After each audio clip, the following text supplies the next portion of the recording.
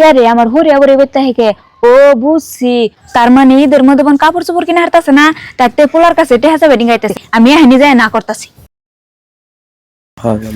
দাও দাও ও যে তোমার মাইতেছে তোমার মাই যদি টেহা পয়সা চাই তাহলে কল দিবা না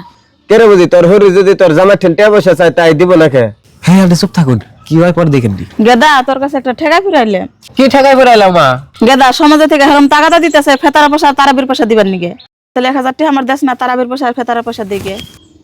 এখন যাবে কি করি মাও ঠেকাই ফেরাইছে টেহার নিকে আর যদি টেহা দিয়েও দেই তাও সেমিনার বাইতে নারাই বাজাইবো এক কাম করি সেমিনারে আর ওর বাইরে এন থেকে হরাই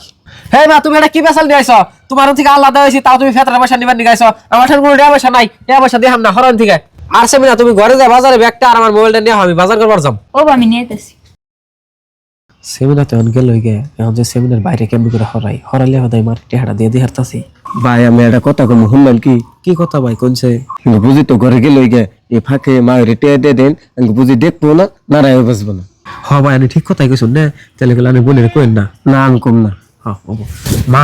এই যে ধরো 2000 টাকা আছে তুমি ফেতরার পয়সা দাও গা তারের পয়সা দাও গা আর কাপড় চোপড় কিনো ধরো আলাদা খাই এখন যদি তুমি টিহা দিলে বেলা তুমি বউ নারাই বাজাই বাইতে অশান্তি থাকি বেলা ও গেদা না তো আমি বুঝি তো আমি এখন যাই গে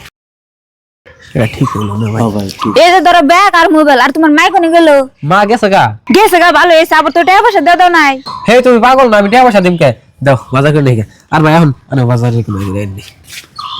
ফট ফেরাইও হ্যাঁ